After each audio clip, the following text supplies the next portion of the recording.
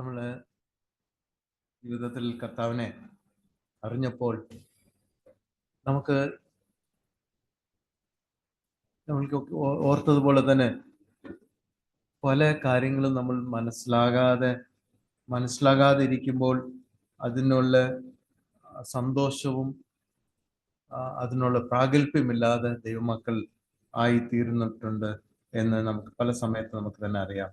പൗലോസിന്റെ ഒരു പ്രാർത്ഥനയാണല്ലോ, കർത്താവെ ഇവരെ വിളിച്ചിരിക്കുന്ന എഫേസ്യർ 1 ആ പ്രാർത്ഥനയിൽ പൗലോസിന്റെ പ്രാർത്ഥന എന്തുവായിരുന്നു? നല്ല കാര്യങ്ങളാ എഫേസ്യർ സഭയെ കുറിച്ച് അവിടെയൊക്കെ പൗലോസ് പറഞ്ഞുകൊണ്ട് വരുന്നു. ഇതൊക്കെ ഉണ്ട് അവർക്ക്. പൗലോസ് അവരെ കുറിച്ച് പറയുമ്പോൾ എഫേസ്യർ 1 15-ാം വാക്യം പറയുമ്പോൾ അവിടെ പറയുന്ന ഒരു കാര്യം, അത് നിമിത്തം ഞാൻ നിങ്ങൾക്ക് കർത്താവായ യേശുവിലുള്ള വിശ്വാസത്തെയും സകല വിശുദ്ധന്മാരോടുള്ള സ്നേഹത്തെയും കുറിച്ച് കേട്ടിട്ട് നിങ്ങൾക്ക് വേണ്ടി ഇടവിടാതെ സ്തോത്രം ചെയ്യുന്നു. എന്തോ കേട്ടിട്ടാ? അവരുടെ വിശ്വാസം കേട്ടിട്ട്, അവരുടെ സ്നേഹം, ദൈവമക്കൾക്കുള്ള സ്നേഹം. എഫേസ്യർ 1:15 ഞാൻ വായിച്ചത്. അപ്പോൾ അതെല്ലാം കേട്ടിട്ട് അത് പോരാ. വിശ്വാസമുണ്ട്, സ്നേഹമുണ്ട്, തമ്മിൽ സ്നേഹമുണ്ട്, ബട്ട് അത് പോരാ. ബട്ട് അതിന്റെ അപ്പുറം ഉണ്ട്. എന്തോ ഉണ്ട്? ദൈവമക്കൾക്ക് അതിന്റെ അപ്പുറമുണ്ട്. എന്തോ അതാ പ്രാർത്ഥിക്കുന്നത്. എന്തോ പ്രാർത്ഥിക്കുന്നത്? നിങ്ങളെ ഇടവിടാതെ നിങ്ങൾക്ക് വേണ്ടി സ്തോത്രം ചെയ്യുക മാത്രമല്ല, ഞാൻ എന്ത് ചെയ്യുന്നു? നിങ്ങളുടെ 17, 18, 19 വായിക്കാമോ? എന്റെ പ്രാർത്ഥനയിൽ നിങ്ങളെ ഓർത്തുകൊണ്ട് നമ്മുടെ കർത്താവായ യേശു ക്രിസ്തുവിന്റെ ദൈവവും മഹത്വമുള്ള പിതാവുമായവൻ നിങ്ങൾക്ക് തന്നെ കുറിച്ചുള്ള പരിജ്ഞാനത്തിൽ ജ്ഞാനത്തിന്റെയും വെളിപ്പാടിന്റെയും ആത്മാവിനെ തരേണ്ടതും നിങ്ങളുടെ ഹൃദയദൃഷ്ടി പ്രകാശിപ്പിച്ചിട്ട് അവന്റെ വിളിയാലുള്ള ആശ ഇന്നതെന്നും വിശുദ്ധന്മാരിൽ അവന്റെ അവകാശത്തിന്റെ മഹിമാദനം ഇന്നതെന്നും അവന്റെ ബലത്തിന്റെ വല്ലഭത്വത്തിന്റെ വ്യാപാരത്താൽ വിശ്വസിക്കുന്ന നമുക്ക് വേണ്ടി വ്യാപരിക്കുന്നവന്റെ ശക്തിയുടെ അളവറ്റ വലിപ്പം ഇന്നതെന്നും നിങ്ങൾ അറിയേണ്ടതിനും പ്രാർത്ഥിക്കും. ഓക്കെ, അപ്പൊ ഇത്രയും സ്നേഹമുണ്ട്, വിശ്വാസമുണ്ട്, ഇതെല്ലാം കഴിഞ്ഞിട്ട് ഇനിയും കുറെ കൂടെ ഉണ്ടെന്നാണ് പൗലോസ് അപ്പോസ്തലൻ പറയുന്നത്. പ്രിയപ്പെട്ടവർ, നമ്മുടെ ജീവിതത്തില് വിശ്വാസമുണ്ട്, ദൈവമക്കളെ സ്നേഹിക്കുന്നുണ്ട്, എല്ലാം ഉണ്ടെങ്കിൽ കൂടെ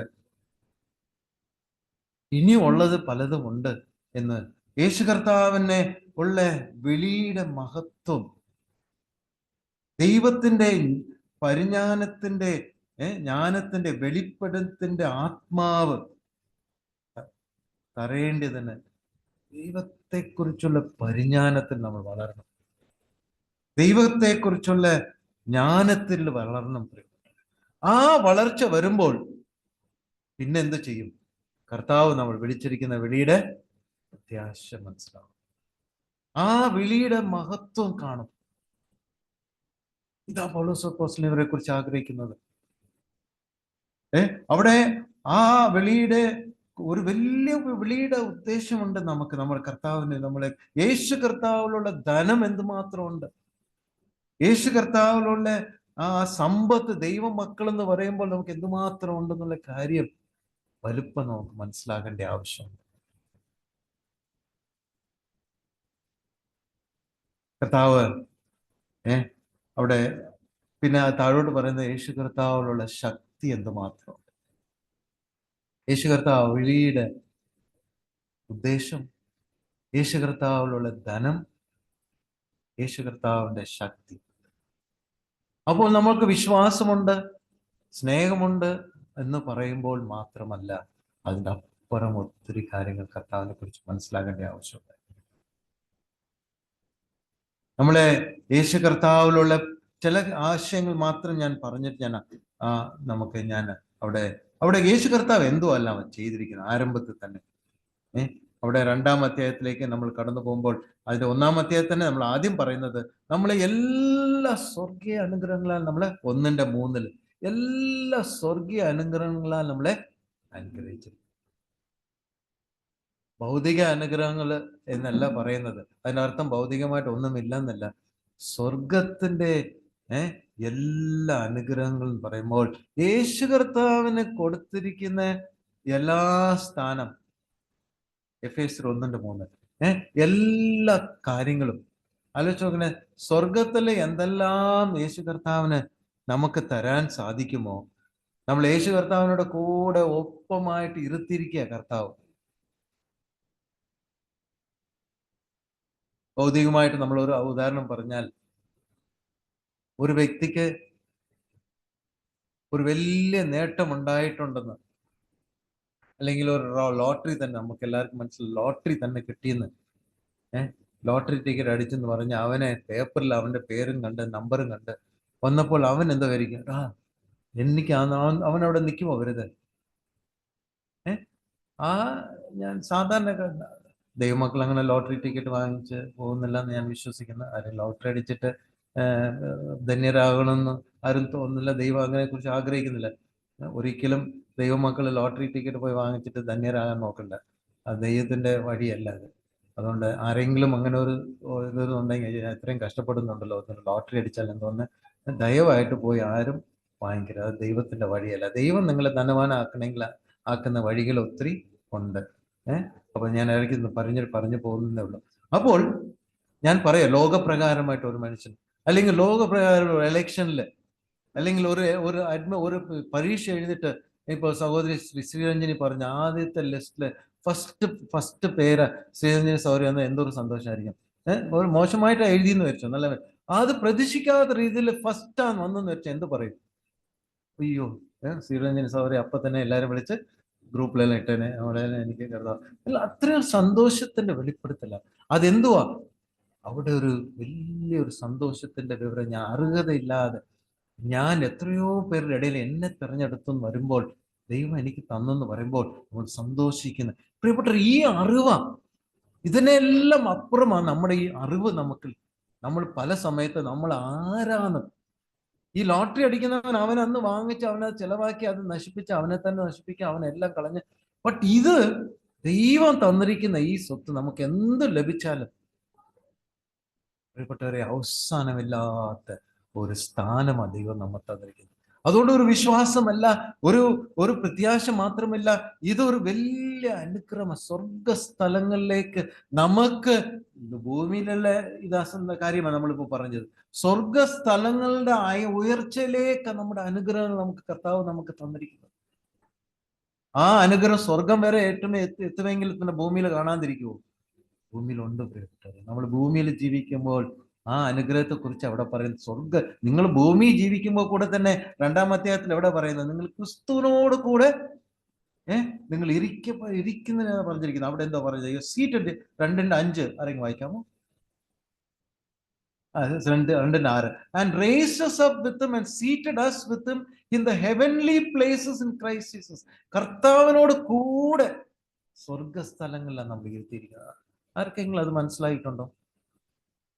ഭൂമിയിൽ നടക്കുന്നവരെ നമ്മൾ എവിടെ ഇരുത്തിയിരിക്കുന്നത്?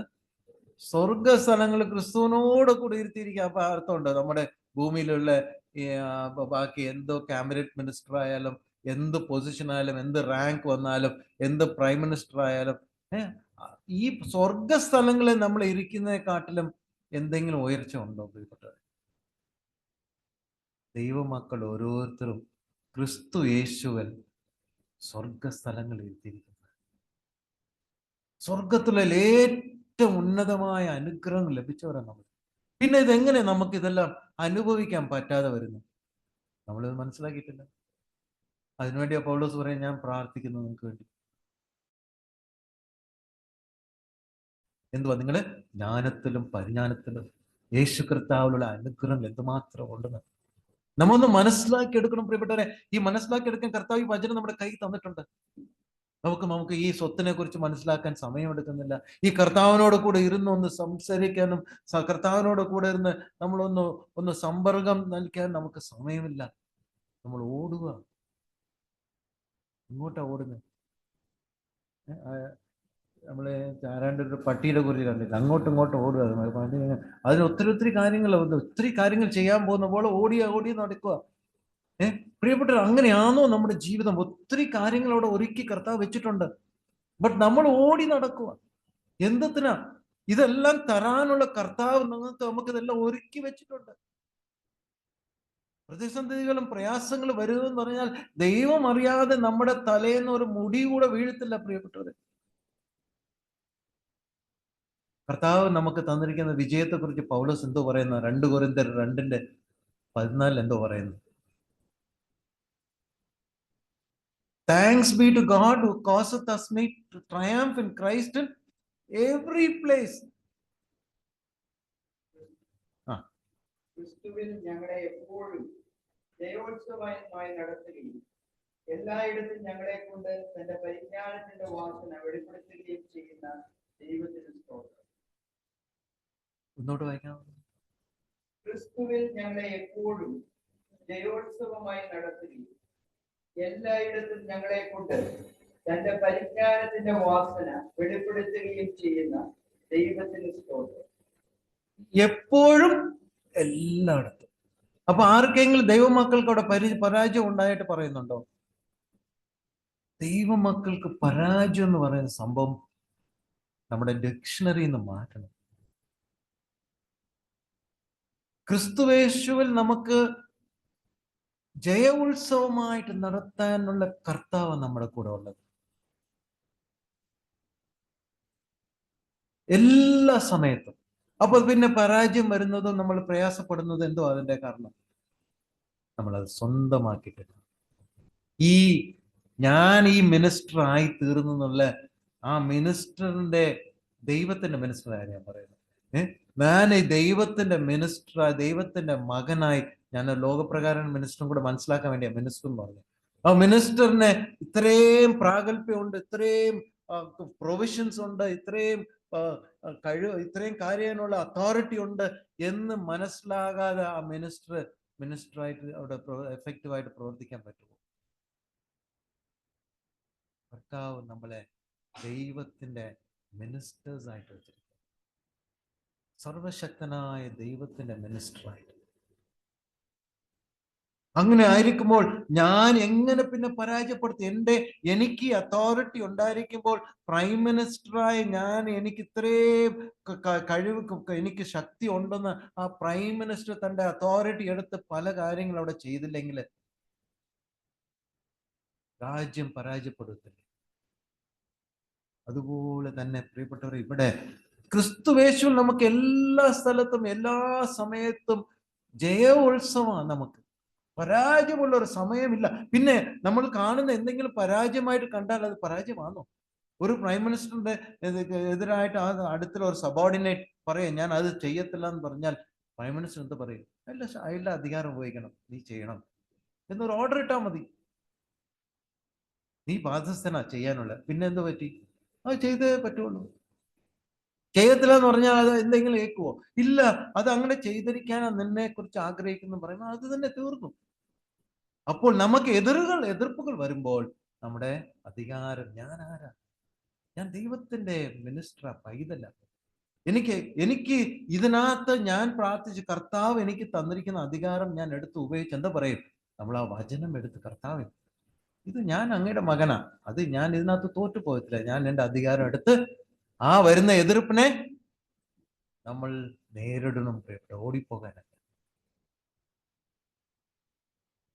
പൗലോസ് ഗലാത്യർ 2:20 പറയുന്നത്, ഞാൻ എന്റെ പഴയ മനുഷ്യൻ അവിടെ ക്രൂശിക്കപ്പെട്ടു. ഞാൻ പഴയ മനുഷ്യനല്ല, ഞാൻ പഴയ അല്ല, ഞാൻ പഴയ സാം അല്ല, പഴയ വ്യക്തി അല്ല. ഞാൻ ഇപ്പൊ ആരാ? ക്രിസ്തു എത്ര എന്നിൽ ജീവിക്കുന്നത്. അപ്പൊ ആരാ നമ്മളിൽ ജീവിക്കുന്നത്? യേശു കർത്താവ് ജീവിക്കുന്നത്. യേശു കർത്താവ് എന്നിൽ ജീവിക്കുമ്പോ യേശു കർത്താവിന്റെ ശക്തിയിലല്ലേ നമ്മൾ ജീവിക്കുന്നത്? യേശു കർത്താവിന്റെ അതോറിറ്റിയിലല്ലേ നമ്മൾ ജീവിക്കുന്നത്? പൗലോസ് അപ്പോസ്തലൻ പറയുന്നത്, നിങ്ങളെ വിളിച്ച വിളിയുടെ ഉദ്ദേശം ഒന്ന് മനസ്സിലാക്കിയെടുക്കണം. ക്രിസ്തുവിലുള്ള ധനം എന്തോന്ന് നിങ്ങൾക്ക് മനസ്സിലാക്കണം. നിങ്ങളുടെ ശക്തി എന്തോന്ന് മനസ്സിലാക്കണം. കൊലോസ്യരിലെ പൗലോസ് പറയുന്നത്, നിങ്ങൾ ക്രിസ്തുവിൽ മറയ്ക്കപ്പെട്ടവരായിരിക്കും എന്ന് പറഞ്ഞാൽ എന്തുവാ? ക്രിസ്തുവിൽ നമ്മൾ മറയ്ക്കപ്പെട്ടവരാണെന്ന് നമ്മളെ ആരെ നേരിട്ട് നമ്മളെ നേരിടാൻ പറ്റുമോ? കർത്താവിനെ നേരിട്ട് പിന്നെയാണ് നമ്മളെന്ന് പറയുന്ന വ്യക്തി ക്രിസ്തുവാണ് ജീവിക്കുന്നത്. ക്രിസ്തു നമ്മൾ മറയ്ക്കപ്പെട്ടിരിക്കുന്ന കൊലോസ്യർ 3:3.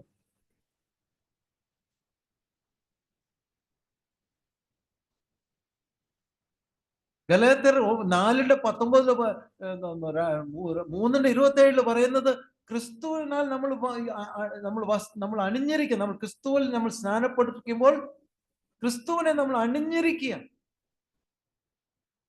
ഗലാത്യർ 3:27 തോന്നുന്നു. ആർക്കെങ്കിലും കിട്ടിയാൽ വായിക്കാമോ? ക്രിസ്തുവിനോടുകൂടെ ചേരുവാൻ സ്നാനമേറ്റിരിക്കുന്ന നിങ്ങളെല്ലാവരും ക്രിസ്തുവിനെ ധരിച്ചിരിക്കുന്നു. ക്രിസ്തുവിനെ ധരിച്ചിരിക്കുന്നു. അതിന്റെ അർത്ഥം എന്തുവാ? നമ്മളെ കാണുമ്പോൾ എല്ലാവരും ക്രിസ്തുവിനെ ധരിച്ചിരിക്കുന്നു എന്നറിയാം. അപ്പൊ ഇത് മനസ്സിലാകാതെ നമ്മൾ ജീവിച്ചാൽ നമുക്ക് ക്രിസ്തുവിനെ ധരിച്ചതായിട്ട് ഞാൻ മിനിസ്റ്ററായി, ഞാൻ ദൈവത്തിന്റെ വലിയ മഹത്വമേറിയ മകനായി തീർന്നു, മകളായി തീർന്നു ഞാൻ മനസ്സിലാകാതെ ഞാൻ ജീവിച്ചാൽ നമുക്കത് നടപ്പ് എന്തോ ആയിരിക്കും? സാധാരണ മനുഷ്യനായിട്ട് പോലെ സാധാരണ മീൻസ് നമ്മൾ നെഗളിച്ച് നടക്കണമെന്നല്ല പറയും, നമ്മൾ ആരാന്ന് മനസ്സിലാക്കി. ഈ പ്രൈം മിനിസ്റ്റർ അവിടെ നടക്കുമ്പോൾ അയാൾക്ക് വേണ്ടിയുള്ള ഇത്രയും അനുകൂലങ്ങൾ ഉണ്ട്, എനിക്ക് ഇത്രയും സെക്യൂരിറ്റി ഉണ്ട്, എനിക്ക് ഇത്രയും ശക്തി ഉണ്ട്, എന്നെ എതിരാളികളും ഇത്രയും പേരുണ്ടെന്ന് എല്ലാം മനസ്സിലാക്കിയിട്ടില്ല അയാൾ നടക്കേണ്ടത്. ചുമ്മാ കയറി നടക്കാൻ പറ്റുമോ? അയാൾക്കുള്ള എതിരാളികളും കാണും, അയാൾക്കുള്ള സെക്യൂരിറ്റി എന്തോന്ന് അറിയണം, അയാൾക്കുള്ള അധികാരം എന്തോന്നും അറിഞ്ഞിരിക്കണം.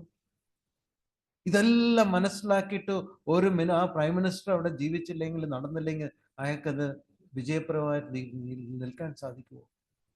കർത്താവ് നമ്മളെ അണിഞ്ഞിരിക്കുക, നമ്മളെ വസ്ത്രം പോലെ നമ്മൾ കർത്താവിനെ അണിഞ്ഞവരായിട്ട്. അപ്പൊ നമ്മുടെ നടപ്പ് എങ്ങനെയാ പ്രിയപ്പെട്ടവരെ? നമ്മുടെ പ്രവൃത്തികൾ എങ്ങനെയാ? നമ്മൾ മനസ്സിലാക്കിയിട്ടുണ്ടോ? നമ്മൾ പഴയ മനുഷ്യരല്ല എന്ന് നമ്മൾ കാര്യം മനസ്സിലാക്കിയിട്ടുണ്ടോ? ഇവിടെ എഫേസ്യർ തന്നെ ഒരു വാക്യം ഇങ്ങനെ പറയുന്നുണ്ട്, അവിടെ നിങ്ങൾ പഴയത് ക്രിസ്തു ഇങ്ങനെ അല്ലല്ലോ നടക്കുന്നെന്ന്. ഞാൻ സമയം കുറവല്ലാണ്ട്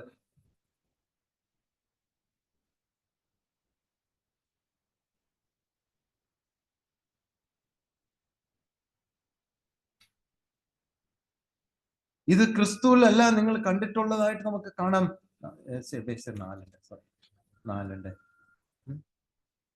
4:20 വാക്യം എടുക്കാമോ, വായിക്കാമോ?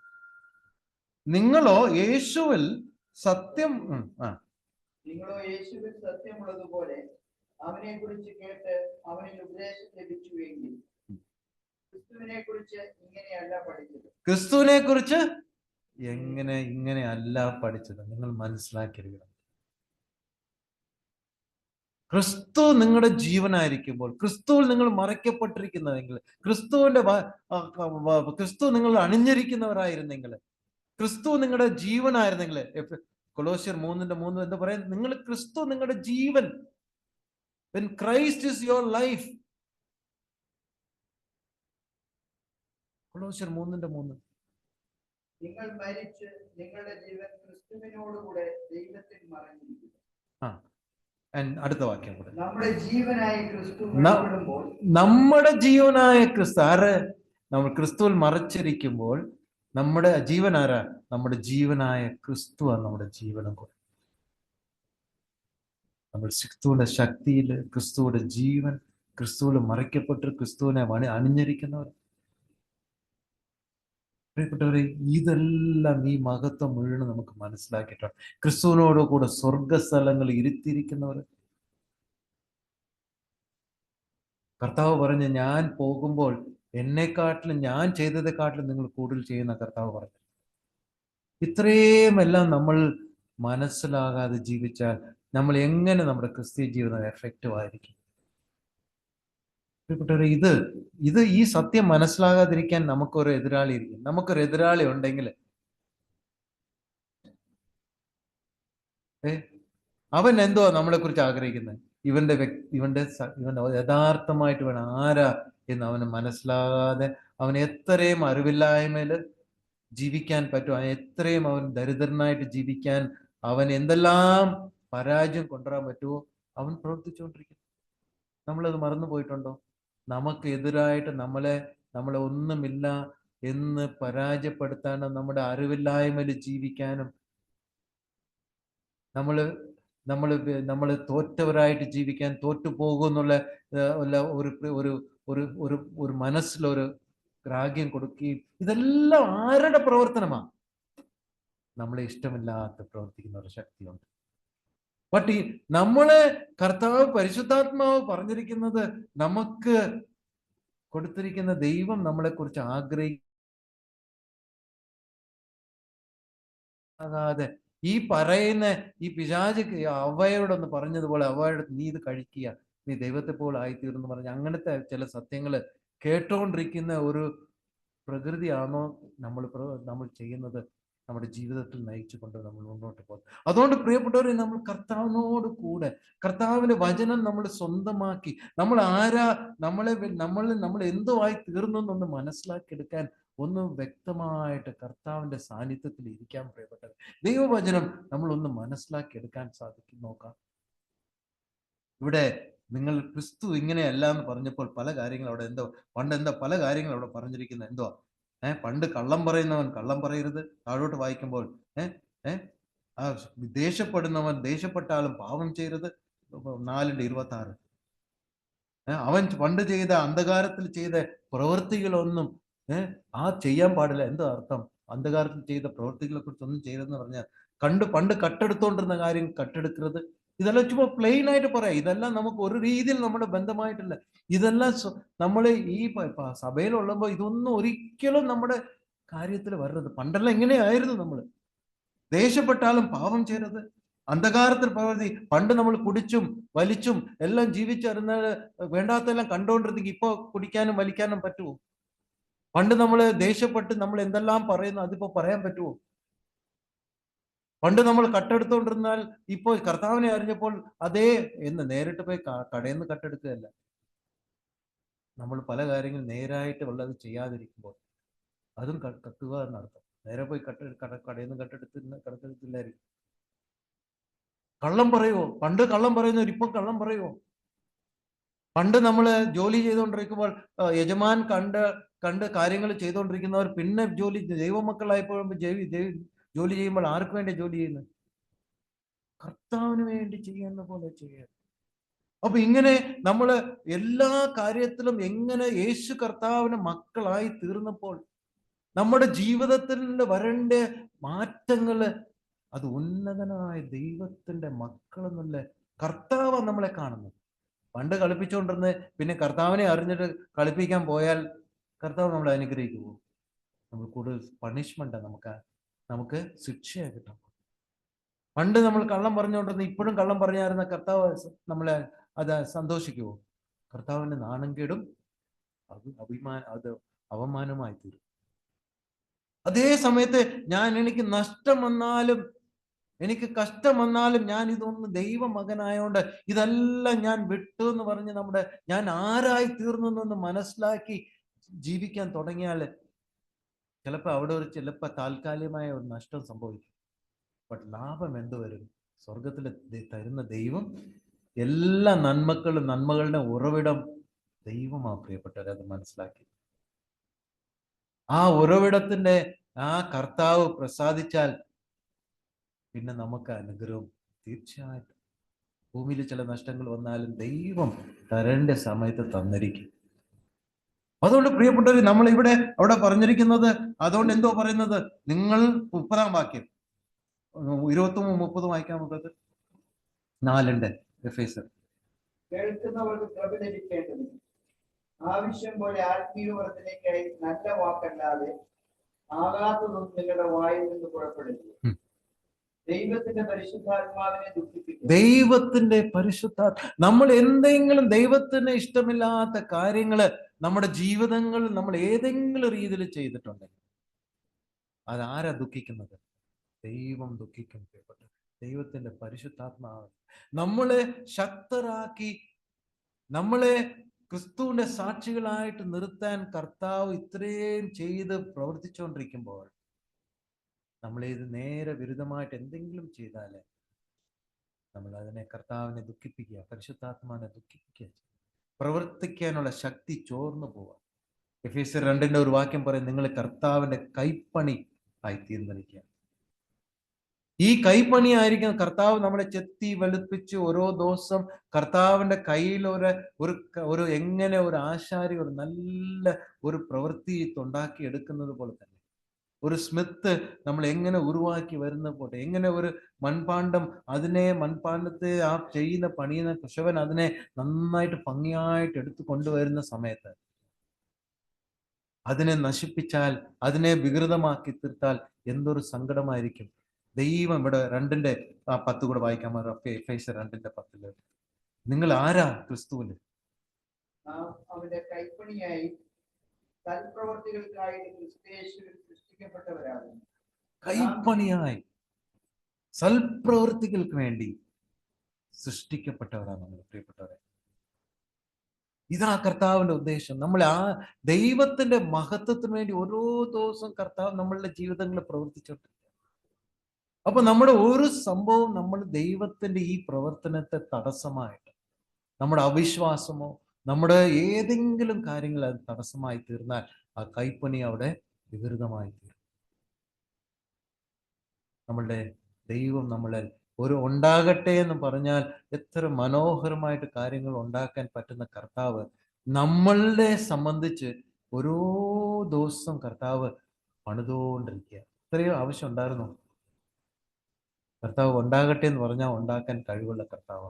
അപ്പൊ നമ്മളെ കുറിച്ച് വരുമ്പോൾ ദൈവം ഓരോ ദിവസം നമ്മളെക്കുറിച്ച് വളരെ പരിശുദ്ധാത്മാ മുഖാന്തരം നമ്മളെ രൂപാന്തരപ്പെടുത്തി ക്ഷമയോടെ നമ്മുടെ ജീവിതത്തെ മിനുക്കി കർത്താവിന്റെ ഒരു നല്ല കൈപ്പണിയായിട്ട് കർത്താവ് ചെയ്യുമ്പോൾ ഏതെങ്കിലും മോശമായിട്ട് ചെയ്യാൻ ആഗ്രഹിക്കുന്നു, ഏറ്റവും ബെസ്റ്റായിട്ട് ആ ദൈവത്തിന്റെ മഹത്വത്തിനനുസരിച്ചുള്ള പ്രവർത്തനമാണ് നമ്മളെ കുറിച്ച് കർത്താവ് ആഗ്രഹിക്കുന്നത്. അതുകൊണ്ട് പ്രിയപ്പെട്ടവരെ, പരാജയപ്പെട്ട ഒരു ജീവിതത്തിലേക്കല്ല നമ്മൾ കർത്താവ് വിളിച്ചിരിക്കുന്നത്. ആ കർത്താവിന്റെ ആ അരോമ, ആ വാക്യത്തിന്റെ പറയുന്നത് അരോമന 2 കൊരിന്ത്യർ 2:14 വാസന, ദൈവത്തിന്റെ ആ മനോഹരമായിട്ട് വാസന നമ്മുടെ ജീവിതത്തിൽ. അപ്പൊ ഏതെങ്കിലും രീതിയിൽ ഏതെങ്കിലും നമ്മുടെ ജീവിതങ്ങളിൽ അത് ദൈവത്തിന്റെ ഈ അരോമ വരാതെ ഏതെങ്കിലും അവിശ്വാസമോ ഏതെങ്കിലും പ്രവൃത്തിയോ സ്വഭാവമോ പ്രിയപ്പെട്ടവരെ നമ്മുടെ ജീവിതത്തിൽ വന്നിട്ടുണ്ടെങ്കിൽ ഓർത്തോണം, അത് ഉടനെ ദൈവത്തിന്റെ മുമ്പിൽ നമ്മളെ തന്നെ സമർപ്പിച്ചിട്ട്, കർത്താവെ, എൻ്റെ ഒരു പ്രവൃത്തി, എൻ്റെ ഒരു രീതി അങ്ങേ ദുഃഖിപ്പിച്ചല്ലോ, അങ്ങ് ഇത്രമാത്രം എനിക്ക് ജീവനെ കൊടുത്ത് എന്നെ രക്ഷിച്ച ഞാൻ അങ്ങേ ഞാൻ ദുഃഖിപ്പിച്ചല്ലോ കർത്താവെ എന്ന് പറഞ്ഞ് കർത്താവിനോട് നമ്മൾ ക്ഷമ ചോദിക്കാൻ പ്രിയപ്പെട്ടവർ. കർത്താവിനോട് മടങ്ങി വരാൻ കർത്താവ് നമ്മൾ രൂപാന്തരപ്പെടുത്തും. നമുക്ക് ആ രീതിയിൽ കർത്താവിനെ ആ നാമത്തെ ദൂഷിപ്പിക്കുന്ന രീതിയിൽ നമ്മുടെ ഓരോ പ്രവർത്തനവും ആകരുത്. മാത്രമല്ല, കർത്താവ് ഒരു മഹത്വമേറിയ ഒരു സ്ഥാനത്തേക്കാണ് നമ്മളെ വിളിച്ചിരിക്കുന്നത്. ആ മഹത്വം, നമ്മുടെ വിളിയുടെ മഹത്വം നമുക്കൊന്ന് മനസ്സിലാകണം. നമ്മൾ ക്രിസ്തുവിൽ മറയ്ക്കപ്പെട്ടിരിക്കുക, ക്രിസ്തുവിനെ അണിഞ്ഞിരിക്കുക. ക്രിസ്തു, പൗലോസ് പറയാ എഫേസ്യർ ഗലാത്യർ 4:19, ഞാൻ നിങ്ങളിൽ ക്രിസ്തു ഉണ്ടാകുന്ന വേണ്ടി വരും. എഫേസ്യർ 4:19 ആരെങ്കിലും വായിക്കാമോ? ക്രിസ്തു നിങ്ങൾ രൂപാന്തരം രൂപപ്പെടുന്ന വരെ ഞാൻ ഗർഭവേദനപ്പെടുക എന്നാ പറയുന്നത്.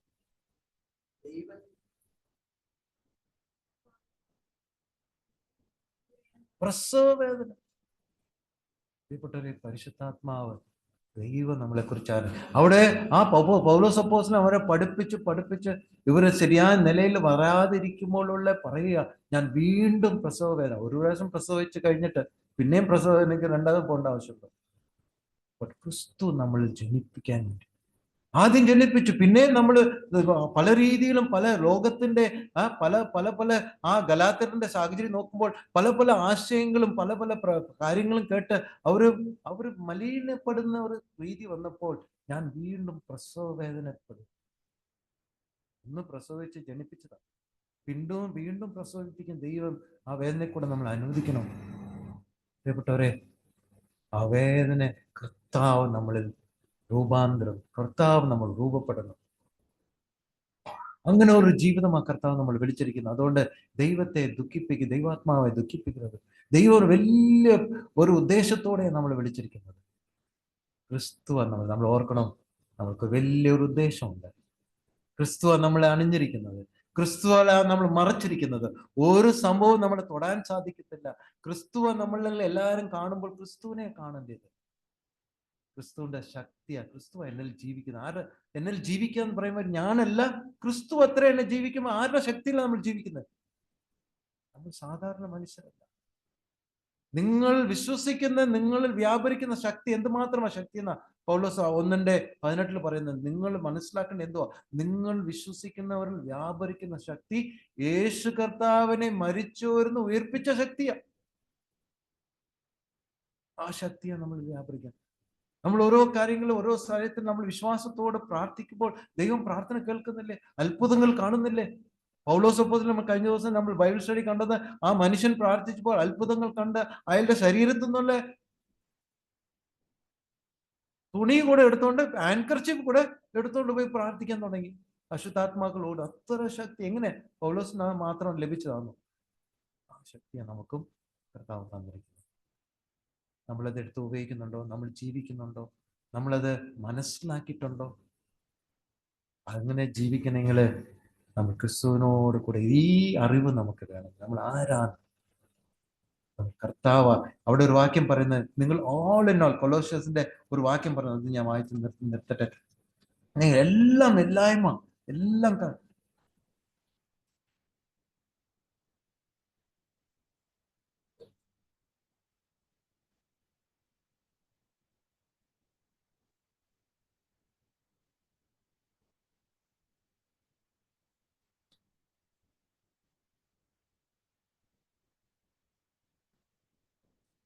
ഒന്നിന്റെ 17.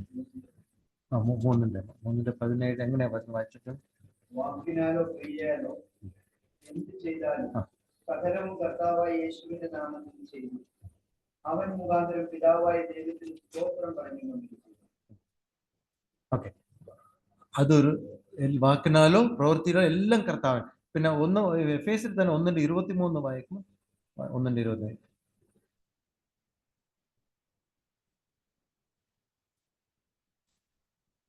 എല്ലാറ്റിലും എല്ലാം നിറയ്ക്കുന്നവന്റെ നിറമായിരിക്കുന്ന അവന്റെ ശരീരമായ സഭയ്ക്ക് കൊടുക്കുകയും ചെയ്തിരിക്കുന്നു.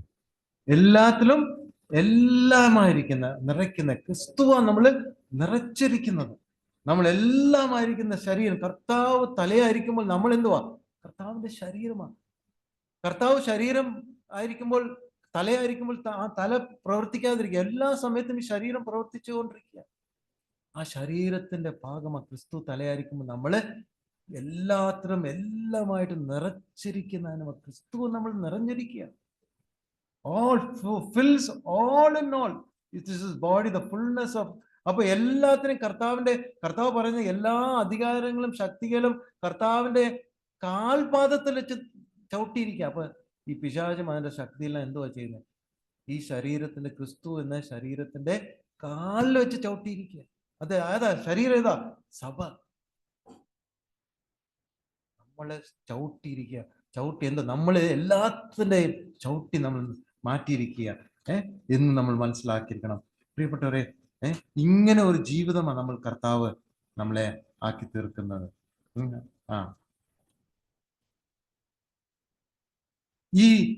ഈ ഒരു സത്യം നമുക്ക് മനസ്സിലാകുമ്പോൾ പ്രിയപ്പെട്ടവരെ, നമ്മൾ എത്ര പ്രാഗൽഭ്യത്തോടെ ജീവിക്കാൻ സാധിക്കും, എത്ര ഗൗരവത്തോടെ ജീവിക്കേണ്ട സാധിക്കാം, എത്ര ശ്രദ്ധയോടെ, എത്ര ശക്തിയോടെ, എത്ര പ്രത്യാശയോടെ, എത്ര നമുക്കിനി സങ്കടപ്പെടേണ്ട ആവശ്യമുണ്ടോ? നമ്മൾ തോറ്റു പോകേണ്ട ആവശ്യമുണ്ടോ? നമ്മൾ പരാജയം എന്നുള്ള സംഭവമേ നമ്മുടെ ഡിക്ഷണറിയിൽ ഇല്ല പ്രിയപ്പെട്ടവരെ. ആരെങ്കിലും നിനക്ക് നീ പരാജയപ്പെട്ടോ എന്ന് പറഞ്ഞാൽ ആരായിരിക്കും അത് പറയുന്നത്? നമ്മളെ ഇഷ്ടമില്ലാത്ത എതിരാളിയാ പറയുന്നത്. നമ്മൾ അവനെ വിശ്വാസത്തിൽ അവനെ എതിർക്കാം. നമ്മൾ വിശ്വാസത്തിൽ എതിർത്താൽ പിന്നെ അവൻ എന്ത് ചെയ്യും? ഓടിപ്പോവും. നമ്മൾ ഓടിപ്പോയാൽ അവൻ പുറകെ വരും.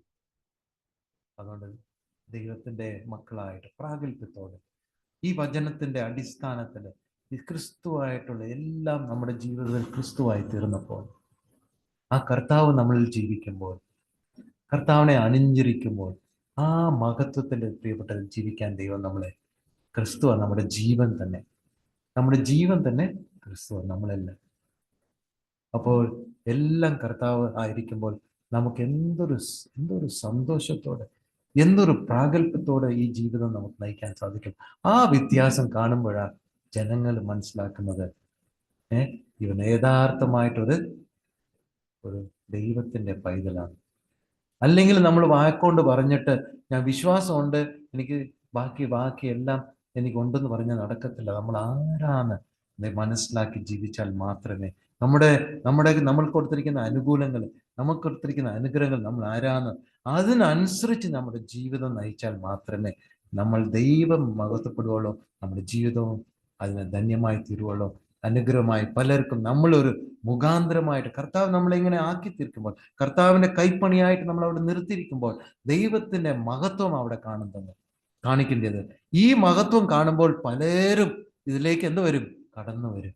എനിക്ക് ഇതുപോലൊരു കൈപ്പണിയായി തീരണം. ഈ കർത്താവിന്റെ ഈ ഒരു പ്രയാസങ്ങളും പ്രതിസന്ധികളും വരുമ്പോൾ അയ്യോ എന്ന് പറഞ്ഞിരുന്ന അവരെന്ത് പറയണം? നമ്മളെ പോലെ തന്നെ ഈ വ്യക്തി അതേ സമയത്ത് എന്ത് വന്നാലും എൻ്റെ കൂടെ കർത്താവിന്റെ ശക്തിയിൽ നമ്മൾ ജീവിക്കുമ്പോൾ അവൻ എനിക്ക് ഈ വ്യക്തിയെ പോലായിത്തീരും. കർത്താവിന്റെ കൈപ്പണി അപ്രിയപ്പെട്ടത്. കർത്താവ് നമ്മളെ മെനിഞ്ഞുകൊണ്ടിരിക്കുകയാണ്. നമ്മൾ തോറ്റുപോകുന്നവരല്ല, വിജയമുള്ളവരാണ്. യേശു കർത്താവിന്റെ ശക്തിയിലാണ് നമ്മൾ ജീവിക്കുന്നത്. യേശു കർത്താവിന്റെ വസ്ത്രമാണ് നമ്മൾ ഇട്ടിരിക്കുന്നത്. യേശു കർത്താവിനെ മറഞ്ഞിരിക്കുക നമ്മൾ. യേശു കർത്താവ് നമ്മളിൽ ഉള്ളിൽ രൂപാന്തരപ്പെടട്ടെ, പൂർണ്ണമായിട്ടാകട്ടെ. ഏതെങ്കിലും കുറവുകളുണ്ടെങ്കിൽ അത് മാറ്റിക്കളഞ്ഞിട്ട് കർത്താവിനോട് കൺഫസ് ചെയ്ത് ദൈവത്തിന്റെ ശക്തി നമ്മൾ നിറയ്ക്കും. ദൈവം നമ്മളെ സഹായിക്കും. ദൈവം നമ്മളെ അനുഗ്രഹിക്കട്ടെ. കർത്താവെ, എത്ര അനുഗ്രഹിക്കപ്പെട്ടൊരു ജീവിതമാണ് ഞങ്ങളെ വിളിച്ചിരിക്കുന്നത്. സ്വർഗത്തിലുള്ള എല്ലാ അനുഗ്രഹങ്ങളും ഞങ്ങൾക്ക് തന്നിട്ടുണ്ടല്ലോ.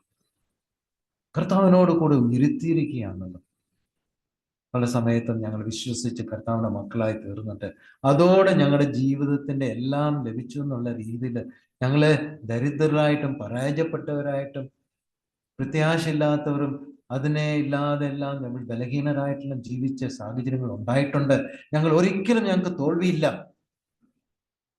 കർത്താവ് വിജയിച്ചിട്ടുണ്ടെങ്കിൽ, സ്വർഗത്തിലുണ്ടെങ്കിൽ, സർവ്വ അധികാരമുള്ള എൻ്റെ പിതാവ് സ്വർഗത്തിലുണ്ടെങ്കിൽ പിന്നെ എനിക്ക് ഒരു തോൽവിയില്ല എന്ന് ഞങ്ങൾക്ക് മനസ്സിലാക്കി ജീവിക്കാൻ അത്രയും മഹത്വമേറിയ കർത്താവ് എനിക്ക് തന്നിട്ടുണ്ടെങ്കിൽ, അങ്ങയുടെ മഹത്വം അങ്ങേ കാണുമ്പോൾ മഹത്വത്തിന്റെ മുകളിൽ മഹത്വപേറിയിട്ട് മഹത്വത്തിലേക്ക് നിങ്ങൾ കടന്നു പോകുമ്പോൾ ഞങ്ങളെ കാണുന്നവരെ ആ മഹത്വം കാണാൻ ഇടയാക്കണമേ എന്ന് പ്രാർത്ഥിക്കുന്നു. കർത്താവ്, ഞങ്ങളുടെ പരാജയങ്ങളെ ക്ഷമിക്കണമേ എന്ന് പ്രാർത്ഥിക്കുന്നു.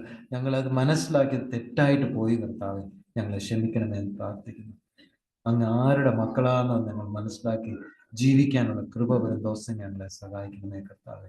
അങ്ങയുടെ മക്കളെന്നുള്ള ആ റേഡിയേഷൻ, ആ റേഡിയൻസ്, ആ മഹത്വം ഞങ്ങളുടെ മുഖങ്ങളിൽ കാണാൻ സഹായിക്കണമെന്ന് പ്രാർത്ഥിക്കുന്നു. അങ്ങേക്ക് വിരോധമായിട്ട് എന്തെങ്കിലും കാര്യങ്ങൾ ഞങ്ങളുടെ ജീവിതത്തിൽ അങ്ങേ ദുഃഖിപ്പിച്ചിട്ടുണ്ടെങ്കിൽ കർത്താവെ ഞങ്ങളെ ക്ഷമിക്കണമേ എന്ന് പ്രാർത്ഥിക്കുന്നു. ഇനി മേലെ ഞങ്ങളെ ക്രിസ്തു ഇങ്ങനെ അല്ല എന്ന് മനസ്സിലാക്കി, ക്രിസ്തുവിന്റെ മക്കൾ ഇങ്ങനെ അല്ല എന്ന് മനസ്സിലാക്കി ജീവിക്കാനുള്ള കൃപ ഞങ്ങൾക്ക് തരണം. Thank you Lord, thank you Lord. സഭയായിട്ട് ഓരോ പ്രിയപ്പെട്ടവരെ ഞങ്ങളുടെ കരങ്ങൾ വഹിക്കുന്നു. ഞങ്ങൾ ഇനിയും അങ്ങയുടെ സുഗന്ധ ആ വാസനയെ ഞങ്ങൾ എല്ലാ സ്ഥലത്തും എല്ലായ്പ്പോഴും അതെ യേശു കർത്താവിന്റെ ശക്തിയെ ഞങ്ങളത് പ്രതിഫലിക്കാൻ കർത്താവെ അത് പകർന്നു കൊടുക്കാൻ ഞങ്ങളെ സഹായിക്കണമെന്ന് പ്രാർത്ഥിക്കുന്നു. Thank you Lord. അതാണല്ലോ അങ്ങ് ഞങ്ങൾക്ക് തന്നിരിക്കുന്ന അഷ്വറൻസ്, ഞങ്ങൾക്ക് തന്നിരിക്കുന്ന അങ്ങയുടെ ഗ്യാരണ്ടി ആണല്ലോ കർത്താവ്. അതിനുവേണ്ടി സ്തോത്രം. പ്രാർത്ഥനയ്ക്ക് വേണ്ടി സ്തുതിക്കുന്നു, ഉത്തരം നൽകിയതിനു വേണ്ടി സ്തുതിക്കുന്നു. കർത്താവെ മഹത്വം എടുക്കണമേ. യേശു കർത്താവിന്റെ നാമത്തിൽ സ്തോത്രത്തോടെ അപേക്ഷിക്കുന്നു നല്ല പിതാവേ.